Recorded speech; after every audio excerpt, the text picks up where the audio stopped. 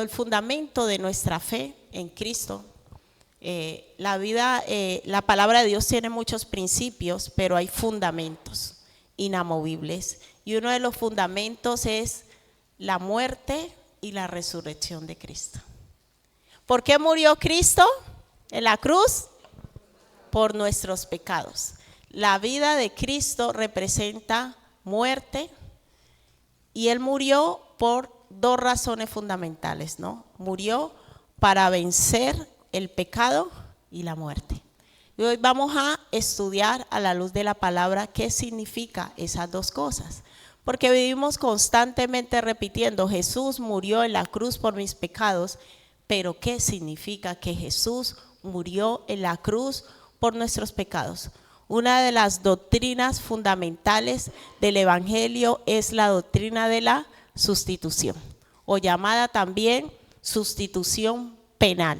A nivel teológico la llaman la sustitución penal. Y esta doctrina nos enseña que Jesús tomó mi lugar.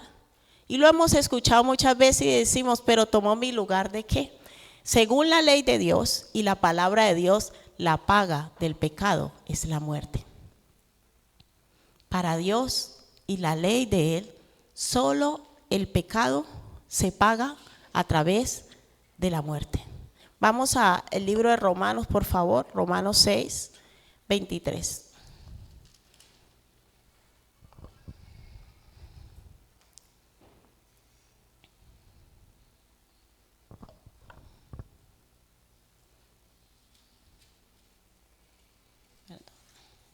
Romanos, como hemos estudiado en otras ocasiones, uno de los libros más importantes para entender toda la obra que Cristo vino a hacer por nosotros.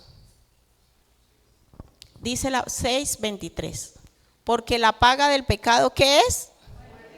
Mas la dádiva de Dios es vida eterna en Cristo Jesús. O sea, según la ley de Dios, nosotros deberíamos morir. Nosotros deberíamos morir porque nosotros pecamos contra Dios. Nosotros tenemos un concepto acerca del pecado. Nosotros pensamos que el pecado, y espero que nadie se vaya a sentir mal, pero mi deber es enseñar la verdad, ¿amén? Nosotros pensamos que el pecado es lo que yo considero mal. Y hoy Dios quiere crear en nosotros conciencia. El que establece qué es pecado y qué no es pecado, ¿quién es?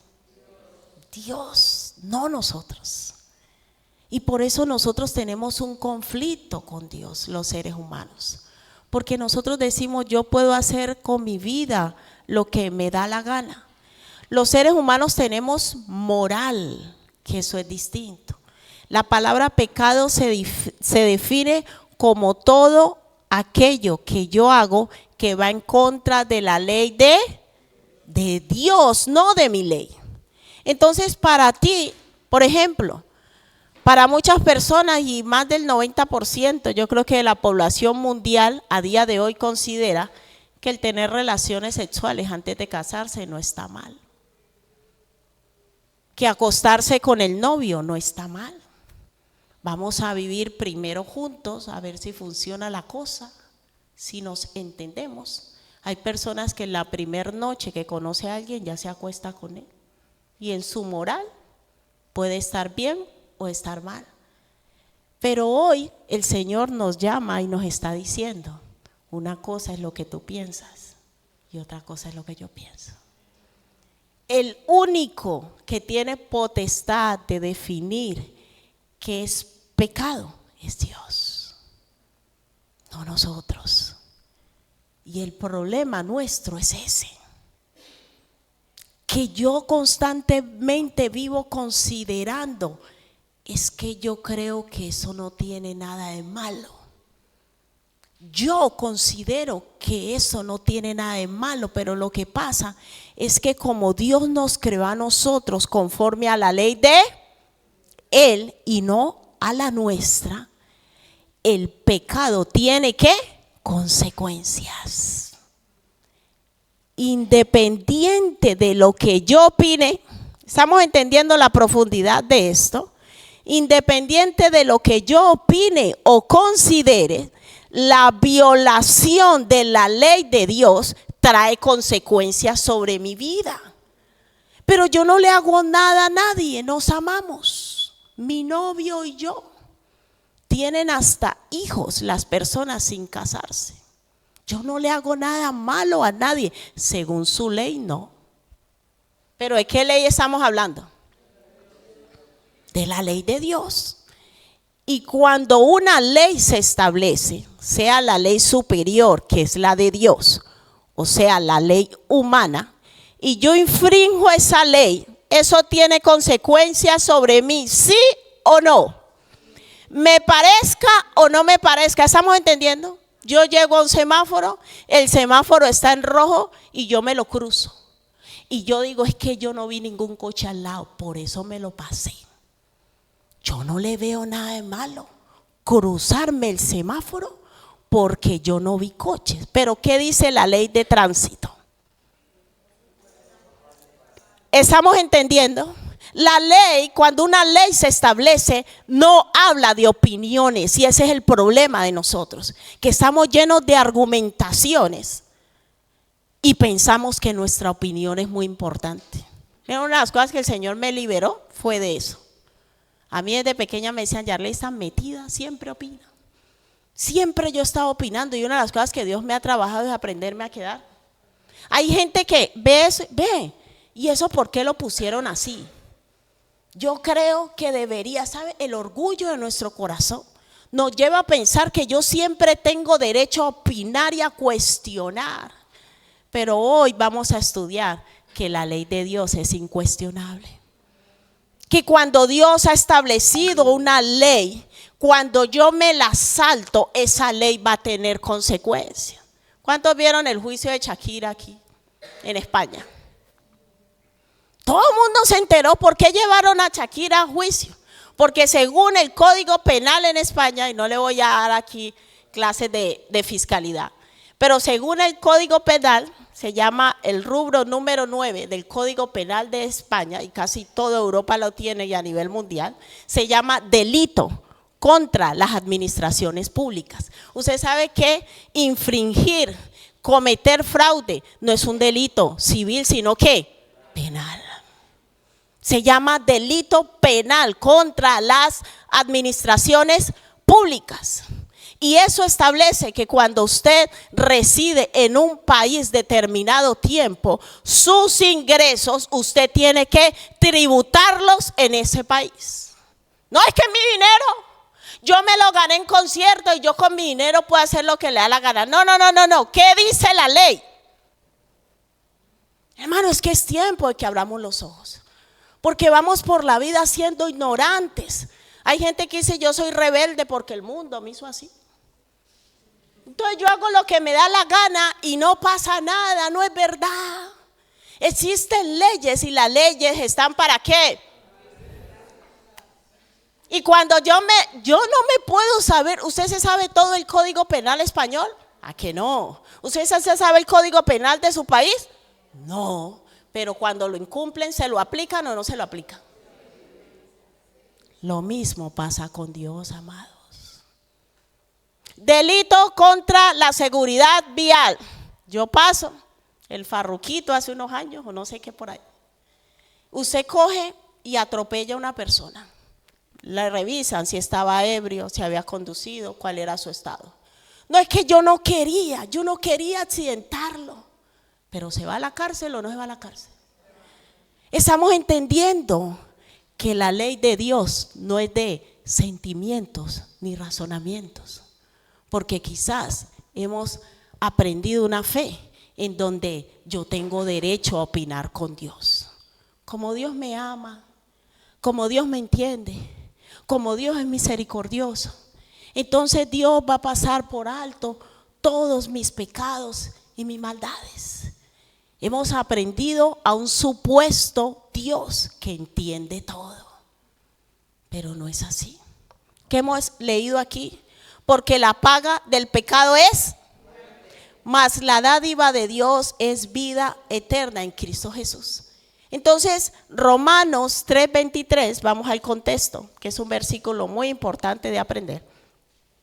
Romanos 3:23 establece que por cuanto todos pecaron, ¿estamos qué? La palabra de Dios enseña que no ha habido ser humano que no haya pecado sobre la tierra. No, es que yo soy muy bueno.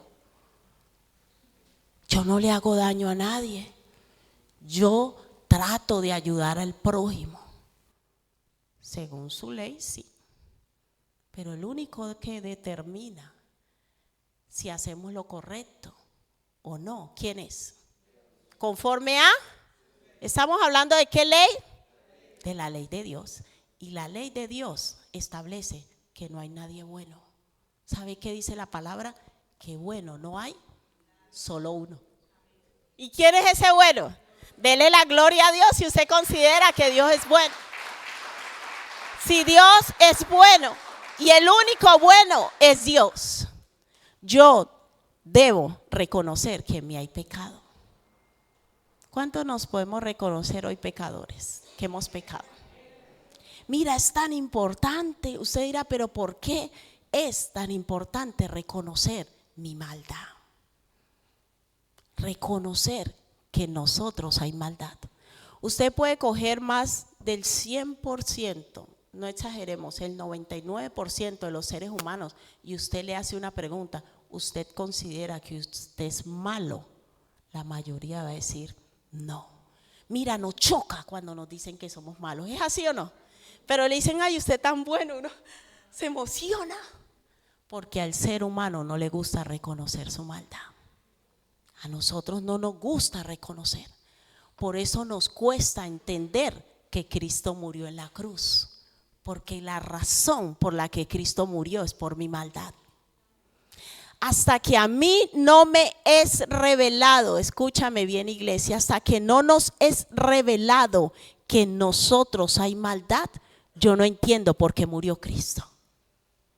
No se puede entender la doctrina de la sustitución hasta que yo no entiendo que yo he pecado y he hecho lo malo delante de Dios. Porque es delante de Dios que hacemos lo malo. Quizás para su familia usted es buena gente, pero para Dios en usted hay maldad. Por eso tuvo que morir Jesús. Y la transformación en nuestra vida se empieza a producir cuando yo le digo a Dios, Señor, en mí hay maldad. Señor, en mí hay pecado. Mira, yo he hecho esto.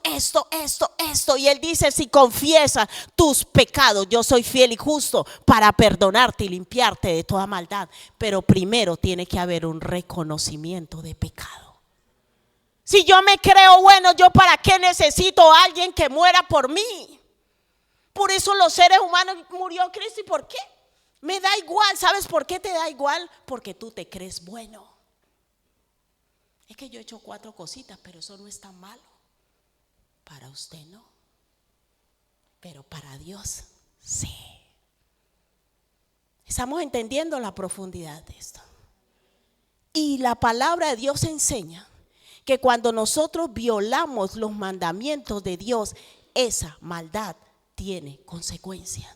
El pecado es la lacra del ser humano y nosotros no lo vemos. Porque existe una ley espiritual que dice que cada mandamiento que vamos violando va produciendo muerte y destrucción a nuestras vidas. Pero no lo vemos, no lo entendemos y nuestra vida va en decadencia. Y decimos, ¿por qué a mí me pasa esto? ¿Por qué a mí me pasa lo otro? Y hoy Dios te dice, por el pecado, pero no por el pecado del otro. ¿Por qué pecado cree usted? ¿Saben nosotros por qué sufrimos? ¿Cuál es la raíz de nuestro verdadero sufrimiento en la vida? Se llama el pecado, pero no el del otro. Pero nos cuesta reconocer. Y como hablaba el Señor en estos días, Señor, cambia a mi hijo. Señor, cambia a mi esposo. Y no hemos entendido el mensaje de la cruz. Primero te tengo que cambiar a ti. primero Dios va a empezar por nosotros. Y estamos orando todos los días dizque para que Dios cambie al otro. Y no hemos permitido que Dios primero nos cambie a nosotros. ¿Y cuándo empieza la obra de transformación en nosotros? Cuando yo reconozco mí. Cuando yo dejo que el Espíritu Santo, esa es una obra del Espíritu de Dios. Dice, y cuando Él venga, convencerá al mundo de pecado. ¿Cuántos estamos dispuestos a dejarnos convencer por el Espíritu Santo? ¿Cuántos estamos dispuestos hoy a decirle, examíname, oh Dios? Examíname, oh Dios. Y preguntarle a Dios, Señor, conforme a tu ley, dime cuáles son mis pecados. ¿En qué fallo? Y yo oro mucho por nuestro papel como padres. Los padres, perdónenme la expresión, nos cargamos a los hijos. Un padre o una madre que permite que su hijo se acueste en la casa con el novio. Ay, el niño, que la niña para que vaya a acostar allá, que se acueste aquí. Conforme a su ley, usted toma esas decisiones sobre sus hijos. Niños con 14, con 15 años, los conozco, no me lo han contado. Los padres le compran los condones. Es mejor que lo haga con este y no quede embarazada.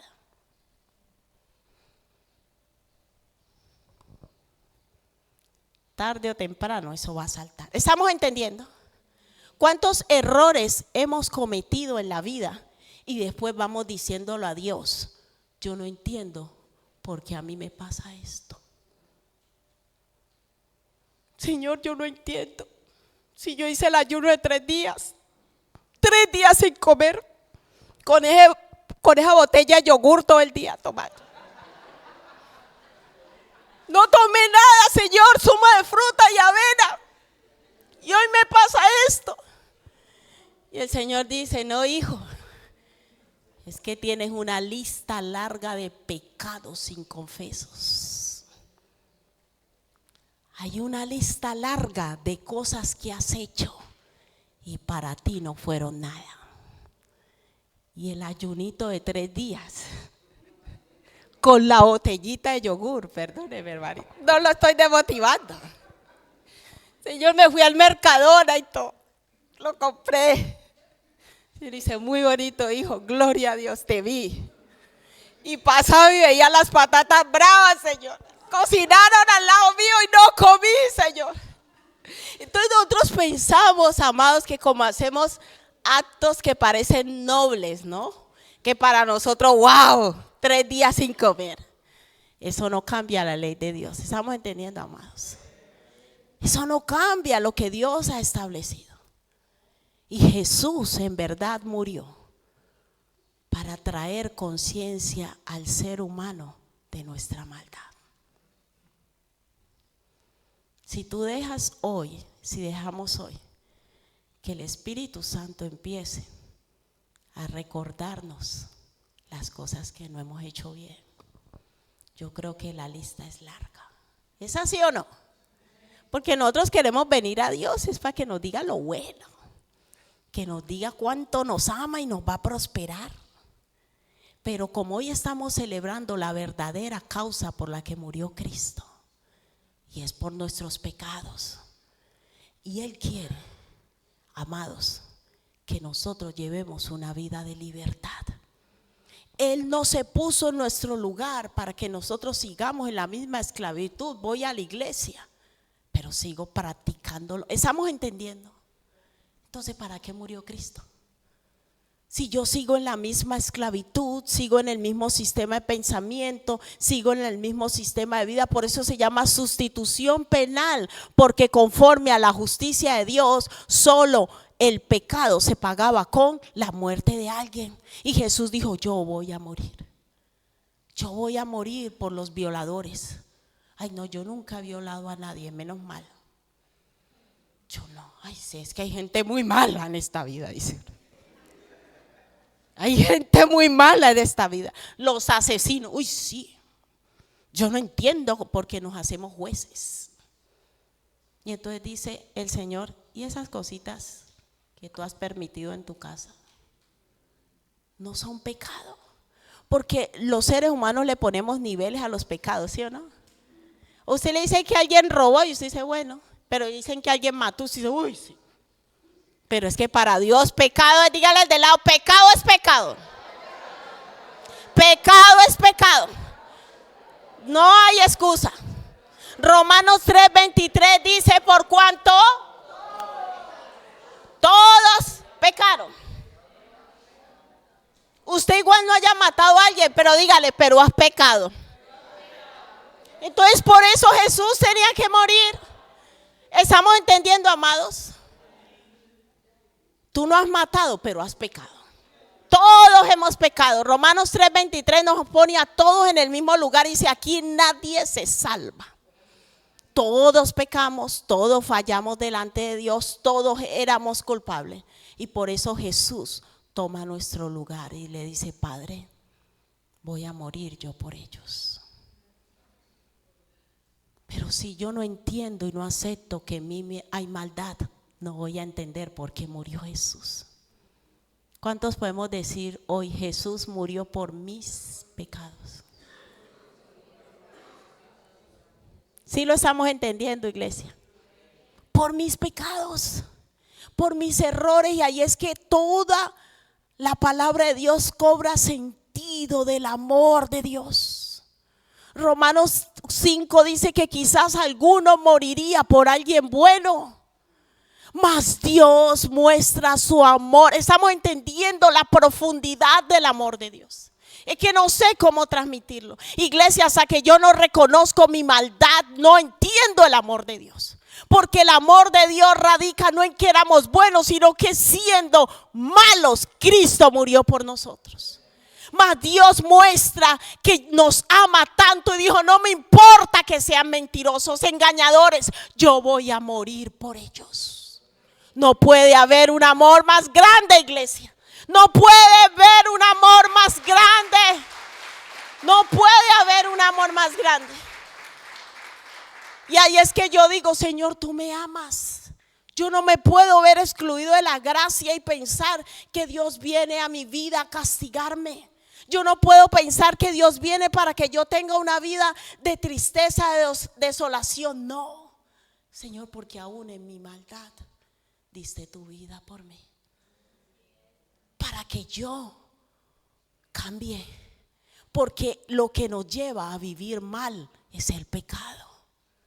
Y por eso cuando nos acercamos a Cristo, nuestra vida empieza a cambiar, nuestra vida empieza a avanzar. ¿Usted por qué cree que para un hijo de Dios su vida tiene que avanzar a más? ¿Por qué? Piense según todo lo que estamos estudiando, por qué cuando nosotros conocemos a Cristo nuestra vida empieza a florecer y va de bendición en bendición, de gloria en gloria, de triunfo en triunfo.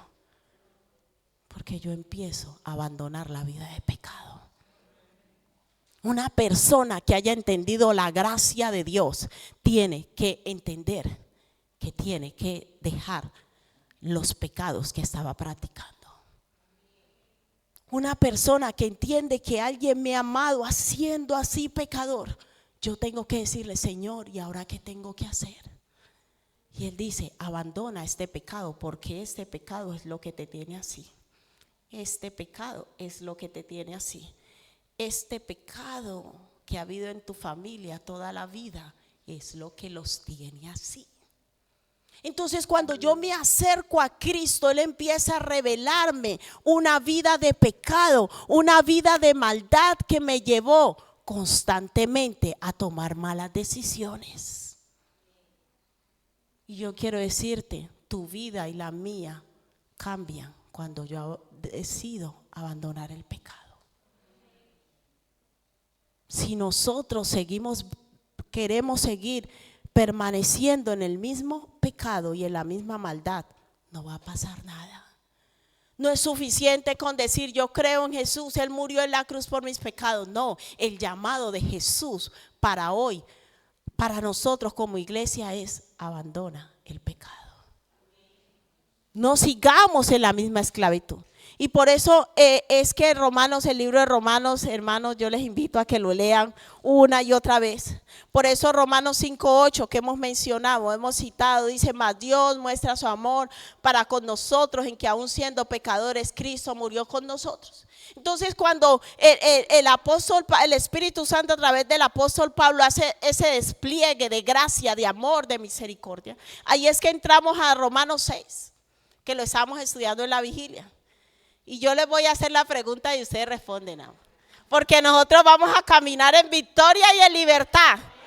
Amén. Diga: el pecado no me va a gobernar más. No voy a ser esclavo del pecado. Y por eso el apóstol Pablo les hace esta pregunta a los de Roma. ¿Cuál es la pregunta? ¿Perseveraremos en el pecado para que la gracia abunde? Que se escuche más fuerte, iglesia, porque ahí hay gloria, ahí hay bendición. Porque tenemos que creerlo. Eso no es que Dios murió por mí, yo sigo en el mismo pecado. ¿Tiene sentido? ¿Qué dijo Pablo? Que porque la gracia de Dios se manifestó en mí, entonces yo voy a seguir pecando. ¿Qué dijo Pablo? Dígale al del lado: en ninguna manera. Yo no voy a seguir con el mismo pecado. Repetimos: perseveraremos en el pecado para que la gracia abunde. De ninguna manera. No voy a seguir. Eso es determinar. Y cuando yo determino abandonar una vida de pecado y esclavitud, es que viene Cristo y dice: ese es mi hijo. Ha entendido mi sacrificio. Ha entendido por qué morí. Y morí para que tenga una vida de libertad. Usted sabe la bendición que trae a nosotros la muerte de Cristo. Trae una vida de libertad, de victoria. Por eso cuando usted tenía un problema, usted puede ser brillante, muy inteligente, económicamente, montar negocios, pero la vida de pecado no te deja avanzar. Entonces cuando nos acercamos a Cristo y empezamos a obedecer su palabra, a obedecer sus mandamientos, usted empieza a prosperar. Y si Dios lo tenía llamado para ser un hombre o una mujer de negocios, usted empieza a prosperar. La ruina se va. No es que yo estaba montando este negocio y se me cayó. No, eso es una lista de pecados que hay allí. Porque nosotros vamos repitiendo pecados y eso no nos deja avanzar. Entonces nosotros, ¿qué vamos a hacer, iglesia? Vamos a creerle al Señor. Y ahora yo les hago otra pregunta. ¿Perseveraremos en el pecado porque no estamos bajo la ley, sino bajo la gracia? De ninguna manera. No hay manera para vivir en pecado. No hay manera para seguir en la misma vida de esclavitud, de odio, de resentimiento, de venganza. La gente que todavía es supersticiosa, que la cuerdita roja, que la mandrágora, que la sábila colgada, que la plantica que palaura. No, los hijos de Dios no necesitamos. Nosotros vivimos bajo la bendición y el poder de Dios. Amén. A nosotros somos bendecidos en Cristo Jesús. Diga: soy bendecido en Cristo Jesús. ¿Sabe? Amén. ¿Sabe por qué somos bendecidos? Porque ya no somos esclavos del pecado. Entonces la ruina se va en el nombre de Jesús. La tristeza se va en el nombre de Jesús. La depresión se va en el nombre de Jesús. ¿Estamos entendiendo? ¿Por qué todas esas cosas se empiezan a ir de un hijo de Dios? Porque era el pecado. El ser humano no sabe que el pecado produce todo eso. El pecado produce enfermedad. El pecado produce dolor. El pecado produce resentimiento, amargura. Usted sabe que muchas enfermedades psicosomáticas, emocionales, son producto del pecado. Hay gente que no le gusta perdonar. Y el resentimiento trae enfermedad física. Entonces usted llega a Cristo lleno de resentimiento, de odio. Cristo le dice: te amo. Yo morí en la cruz por ti. Yo sé que tienes resentimiento, pero ¿sabe qué dice Dios? No me importa. Yo morí por ti así resentido. Lo que quiero es que cambies tu vida y que puedas disfrutar de todas las cosas buenas que yo tengo para ti. ¿Cuántos quieren disfrutar de todo lo que Cristo tiene para nosotros? ¿Cuántos queremos tener esa vida de bendición y de victoria? Entonces, ¿qué tengo que hacer? ¿Voy a perseverar en el pecado? ¿Cuánto vamos a empezar a abandonar prácticas y comportamientos que sabemos que a Dios no le agrada? Cada vez que nosotros renunciamos al pecado y abandonamos el pecado y empezamos a obedecer la ley de Dios, lo que estamos haciendo es abriendo una puerta de bendición para nosotros y para nuestra descendencia. ¿Qué es lo que nos separa de Dios? ¿Qué es lo que trae división entre los seres humanos? Que tengamos conflictos entre nosotros. ¿Sabe qué es? Que es que yo no me hablo con mi mamá, es que yo no me hablo con mi tío, es que yo no lo puedo ni ver, es que yo no me hablo con mis hijos. El pecado produce separación entre nosotros también, porque nos llenamos de resentimiento, de venganza y muchas prácticas que hemos tenido en nuestra vida produce destrucción, pero no lo vemos.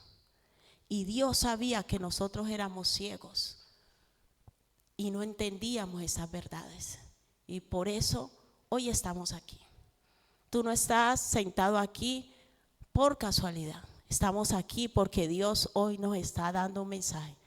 Yo quiero bendecirte, quiero transformar tu vida, pero tienes que cortar con el pecado. Tienes que determinar, ahí es cuando uno se levanta firme y decirle: Señor, no más. No quiero repetir la cadena de mis padres. No quiero repetir lo que he vivido durante tantos años. ¿Cuántos son valientes hoy? ¿Cuántos son valientes hoy y le dicen al Señor: yo quiero renunciar a una vida de pecado? Yo quiero cambiar mi vida. Yo quiero entregar mi vida a ti y morir a toda esclavitud. Mira, el pecado hace tanto daño. Cada vez que nosotros tomamos decisiones sin contar con Dios, cada vez que nosotros hacemos cosas que no son, gracias hermosa, que no son agradables delante de Dios, no nos va a ir bien. Al principio uno dice: no, pero yo hago las cosas a mi manera, a mí no me ha ido tan mal, pero siempre va a haber algo en nuestra vida que nos va a llevar a sufrir. Siempre va a haber algo. Y yo quiero decirte, detrás de cada sufrimiento hay pecado. Hay pecado en nuestra vida. Y reconocerlo no es fácil. Tenemos muchas cosas que podríamos estudiar, pero vamos a terminar con estos textos. El primer fundamento que ya estudiamos es: Jesús murió en la cruz por nuestros pecados. Ya entendimos por qué Él murió en la cruz por nuestros pecados. Para darnos salvación, para darnos vida eterna, y por eso Él murió en nuestro lugar. Y el otro es que Jesús venció a la muerte. ¿Por qué era tan importante? Antes de Cristo, todas las personas que morían iban al Seol. Porque al ser humano pecar delante de Dios, se cortó la comunión con Dios, pero también se cortó la vida eterna. Y es a través de Cristo, por su resurrección, que nosotros tenemos vida eterna. Por eso el apóstol Pablo dice que si Cristo no resucitó, vana es nuestra fe. Porque yo diría: bueno, ¿y yo para qué tengo que guardar la ley de Dios? ¿Qué sentido tiene que guardar la ley de Dios? ¿Por qué tengo que guardar la ley de Dios? ¿Para que me vaya bien aquí en la tierra? ¿Para ser prosperado? No, usted se pone a leer, y lo vamos a leer brevemente también, que siempre dice el apóstol Pablo en varios libros que los que practican tales cosas, ¿qué va a pasar? No heredarán el reino de Dios. Entonces, ¿qué me está diciendo? Que yo no solo debo abandonar una vida de pecado para ser prosperado aquí, que ese es el evangelio de la prosperidad. Sigue a Dios, siembra por esta vida. No, Jesús murió para darnos vida eterna. A decirnos el mensaje: hay una vida después de esta.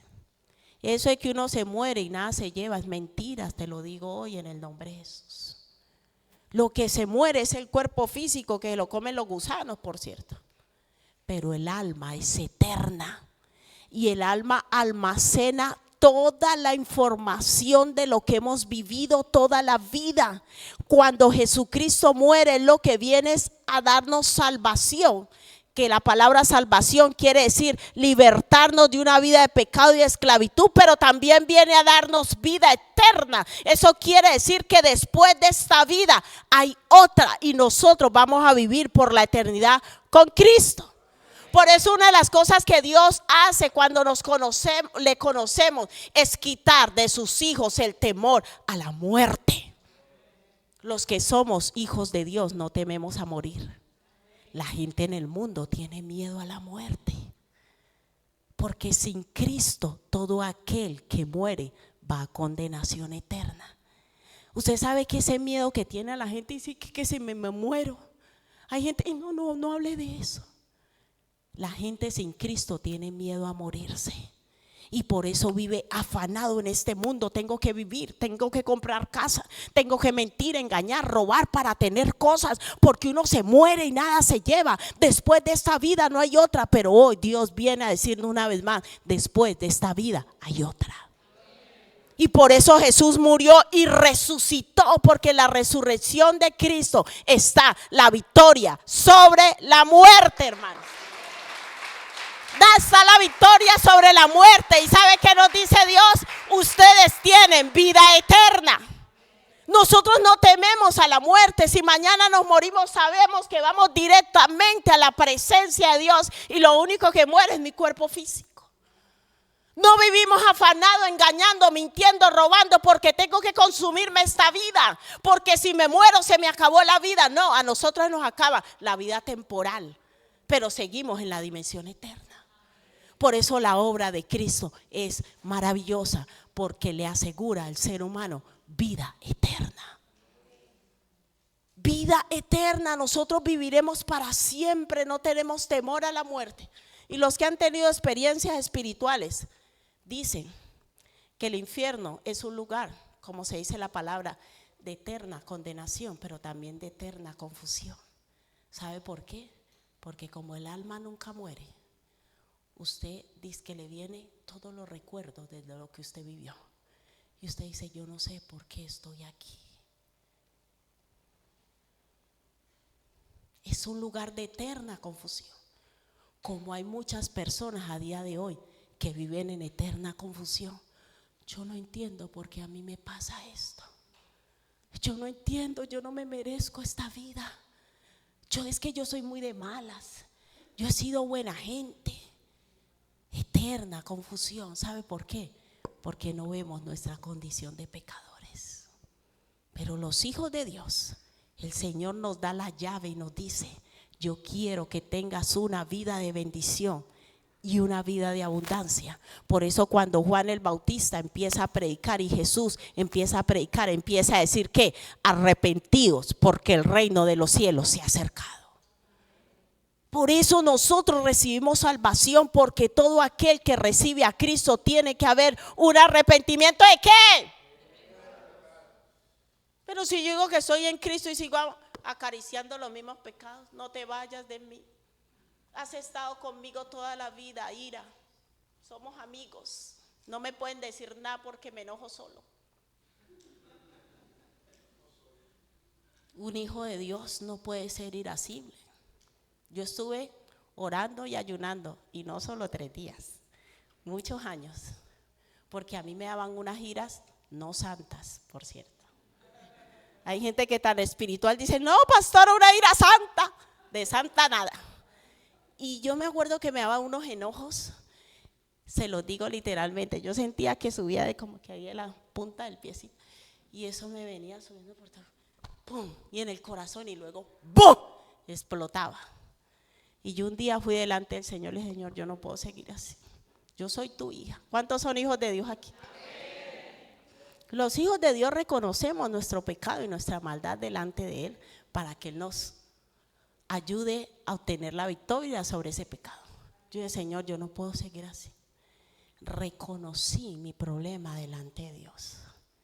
¿Sabe cuál es el problema de nosotros? Que no nos gusta reconocer nuestras cosas. ¿Cuántos valientes hay aquí? Que les gusta reconocer sus cosas. Cuando uno llama a las parejas Va a hablar con una pareja y mismo le dice, no, es que ella. Bien, yo no he conocido la primera persona que empiece a decir, no, pastora, es que yo soy así. No, no, es ella. La mujer que me dice. Y ya lo hizo Adán. ¿No? Es que es a Gaby. Hermano Carlos, pero usted, yo los cogemos siempre, hasta en las clases bíblicas, pobrecitos. Ellos sufren con nosotros, pero les amamos. Y entonces, sí, Carlos dice, no, es la Gaby. La Gaby le falta orar y ayunar. Yo estoy bien, pastora, yo estoy bien. Hermanos, es de valiente de ir y decirle, Señor, examíname. Dime cuáles son mis pecados. Hasta que no empecemos por allí, dígale al de lado, no va a pasar nada con usted. No va a pasar nada con usted. Diga, deje de quejarse de otro. Empiece a mirarse usted. Los que vienen a la iglesia a revisar a los hermanos. Ay, si vieras a Jessica. Si vieras. Y usted, hermano, no, yo estoy bien. Yo estoy bien. Porque nosotros siempre estamos bien. ¿No amén? No amén, hermano. No amén. No diga amén. No amén. Cristo murió por cada uno de nosotros individualmente. Y este principio es tan serio, amados, que desde el Antiguo Testamento el Señor Jesús estableció que cada uno morirá por su propio pecado. Yo iba a terminar ya, hermanos, pero esto es muy importante que lo aprendamos. Amén. Y se cuento que nadie se enoje, hermanos, lo digo, es que hablo mucho con mi esposo, no. Entonces, a veces le digo a la gente amor, pero no, por favor, entiéndame esas cosas. Pero hermanos, que nadie se enoje, pero ese cuento de que yo soy así por las iniquidades. Yo soy así porque es que a mí me abandonaron de pequeño. Yo soy así, o sea, todo mundo, estamos entendiendo lo que Dios nos está hablando hoy. Todo mundo es culpable de cómo somos, menos nosotros. También, mi matrimonio va así por la suegra. Entonces, todo el mundo es culpable y hoy el Señor que nos está diciendo, dígale, el culpable eres tú, aprende la lección. Somos responsables delante de Dios. ¿Cuántos van a permitir que el Señor derribe hoy esos pensamientos de si no me hubiera tocado esa mujer, si no me hubiera tocado ese hombre, los hijos que me tocaron, todo le tocó a uno? Todo, pero uno no ha hecho nada, ¿no? Ezequiel 18:20 dice, y el alma que pecare, esa. Pero no, Señor, pues yo no hice nada. Es que, mira, a mí me abandonaron, a mí no me dieron amor. Yo tengo espíritu de rechazo. Sí, pero yo rechazo a los demás. Y empieza a sacar la lista. No, es que cuando yo era pequeña a mí me gritaban mucho, por eso yo grito. Y una cantidad de excusas, hermanos, que nos sacamos para no reconocer que pecamos porque nos gusta. Nos gusta ser como somos, porque hay personas que las han tratado mal y han elegido no repetir. ¿Quién es el que eligió repetir? Entonces, ¿quiénes somos los culpables? El alma que pecare, esa morirá. Escuche bien, abroche los cinturones, con misericordia, pero hay que soltarlo, hermano. El alma que pecare, esa morirá. El hijo no llevará el pecado del padre, ni el padre llevará el pecado del hijo. La justicia del justo será sobre, y la impiedad del impío será sobre. Entonces, ¿quién es culpable de estar como está? Uy, no, pero lo hice muy bajito, todavía no están convencidos. Por favor, hermanos, que se escuche, que haya convicción. Que haya convicción, que el Señor hoy escuche que murió por alguien. ¿Quién es el culpable de la situación en que estamos? Diga, yo mismo. Yo mismo me hago responsable y culpable. Yo mismo. Ese sufrimiento, esa situación. ¿Quién es el responsable? ¿Quién creó ese monstruo? ¿Quién aceptó esa maldad? ¿Quién eligió ser irascible? ¿Quién eligió ser contencioso? ¿Quién eligió el chisme? Hermano, no hay otro culpable. Por eso la salvación es individual. ¿Estamos entendiendo? ¿Por qué la salvación es individual? Porque yo peco yo mismo. Muy bien, Josu. ¿Y quién tiene que deshacer ese monstruo? Yo tengo que elegir que en mí se deshagan las obras del diablo. Porque para eso apareció el Hijo de Dios. Dele gloria al Señor Jesucristo. Dígale, Señor, gracias, porque tú moriste para darme salvación y vida eterna.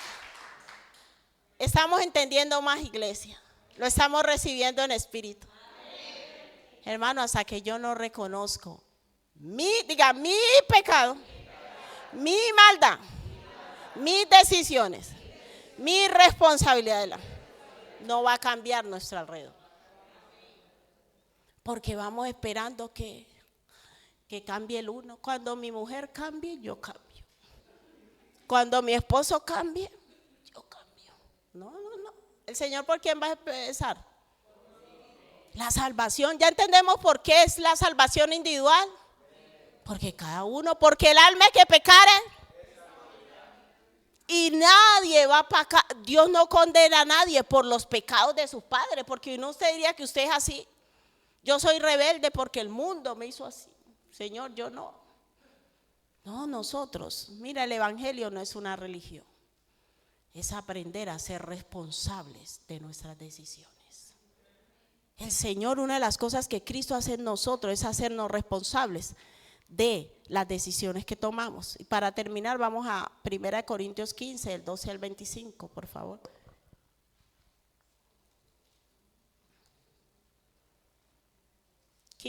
Del 12 al 25. En cuanto al fundamento de la muerte que tiene que ver con la resurrección de Cristo. Dice, versículo 12, pero si se predica de Cristo que resucitó de los muertos, ¿cómo dicen algunos entre vosotros que no hay resurrección de muertos? Porque si no hay resurrección de muertos, tampoco Cristo resucitó. Y si Cristo no resucitó, vana entonces nuestra predicación, vana también vuestra fe. ¿Por qué es tan importante? Porque la resurrección nos habla de ¿qué? De la vida después de la muerte. Amén, ¿lo estamos entendiendo?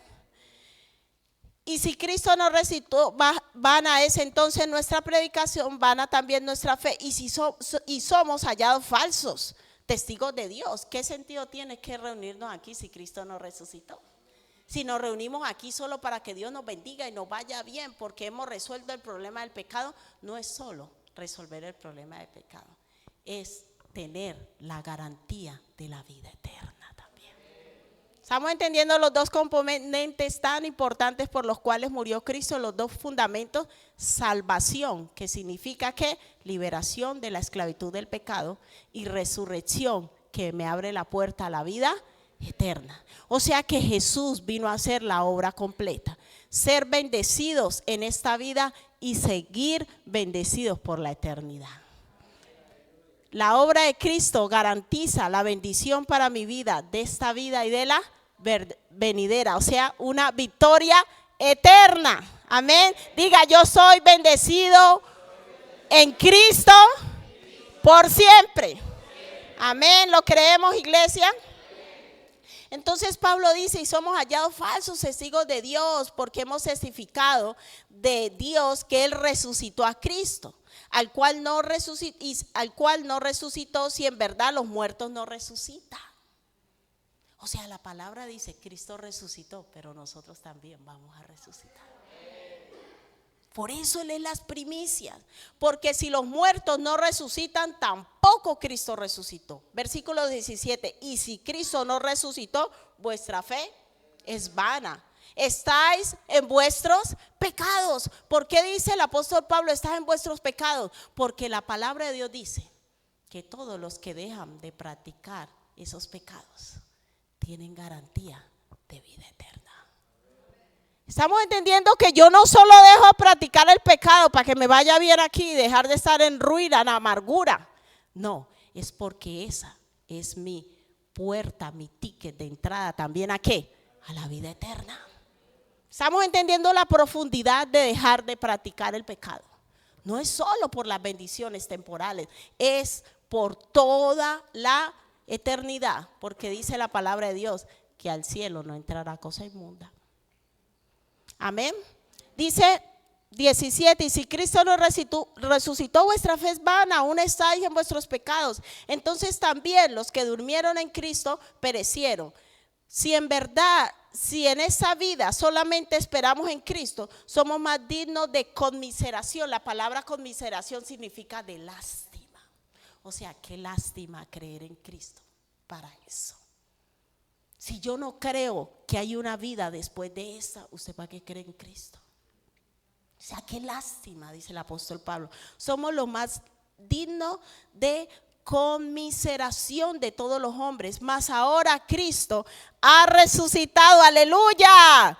Mas ahora Cristo ha resucitado de los muertos, primicia de los que durmieron es hecho. Porque por cuanto la muerte entró por un hombre, también por un hombre la resurrección de los muertos. Recuerde que en Adán todos mueren, pero en Cristo todos somos resucitados. Aleluya.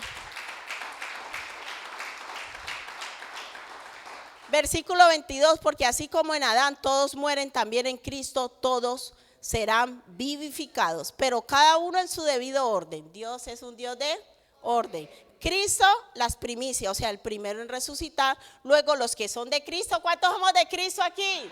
Diga, yo soy de Cristo y un día voy a resucitar. Aleluya. Versículo dice, pero cada uno en su debido orden, Cristo, las primicias, luego los que son de Cristo en su venida, luego el fin cuando entregue el reino al Dios y Padre, cuando haya suprimido todo dominio, toda autoridad y toda potencia, porque es preciso que Él reine hasta que haya puesto a todos sus enemigos debajo de sus pies. La resurrección de Cristo aseguró el poder y la garantía sobre todos los poderes de las tinieblas. Por eso Él es Rey de Reyes, Señor de Señores, sentado en autoridad y gobierna por los siglos de los siglos. ¿Cuántos le adoran allí? Dile, Señor, tú eres Rey de Reyes, tú eres Señor de Señores. En ti tenemos la victoria. Por eso Cristo es alabado, por eso Cristo es exaltado, por eso es el único nombre, sobre todo nombre, donde se sujetan los demonios. Porque la muerte no pudo con Él, la muerte es un espíritu. Y cuando Él muere y desciende al infierno, el espíritu de muerte tomaba a todos, pero Jesús tenía una característica. Porque la ley eterna de Dios, ¿estamos entendiendo? ¿De qué empezamos a hablar? ¿De la qué? ¿Por qué Jesús puede morir y resucitar? Por la ley eterna de Dios. ¿Sabe por qué? Porque la ley eterna de Dios establecía que un culpable no podía condenar a un inocente. Y Cristo no cometió pecado. Por eso Él pudo resucitar. Aleluya, damos gloria a Dios. Fue tentado en todo, pero sin pecado, iglesia. Hoy el Señor nos está hablando del problema del pecado. ¿Sabe por qué? Porque el pecado nos separa de Dios, pero el pecado también nos quita autoridad espiritual. ¿Por qué Jesús tiene el nivel de autoridad que tiene? Porque no pecó. ¿Estamos entendiendo? Yo no puedo tener una vida de autoridad en Cristo practicando el pecado. Por eso al diablo le da igual que tú vengas a una iglesia, porque él sabe que una persona que vive practicando el pecado no tiene autoridad sobre él. Estamos entendiendo la profundidad del problema del pecado. Una persona que vive practicando esas cosas, aunque tú confieses el nombre de Jesús, el diablo te dice, pero si yo habito en ti, comemos juntos todos los días. Yo, el diablo, ni lo mencione. Gente que dice, no calle, no hable de eso. Pues yo quiero decirte, si empezamos el nivel down, como dicen por ahí, por lo bajito, La palabra de Dios dice que el padre de toda mentira es Satanás. O sea que yo vivo mintiendo. Hay gente que miente por todo. Y el diablo dice, pues todos los días tomamos café juntos. No, ¿cómo así? Sí, a usted lo llamó su mujer y usted le dijo que estaba en otro sitio y está acá. Somos colegas. Usted es un mentiroso empedernido igual que yo, dice el diablo. Entonces nos entendemos. Ay, no, yo soy hijo de Dios. Entonces Jesús les dijo, vosotros sois de vuestro padre el diablo, les dijo Jesús. Y los deseos de vuestro padre queréis hacer. O sea, mi actitud y mi renuncia al pecado no solo me habla de vencer sobre el pecado, sino de quién es mi qué.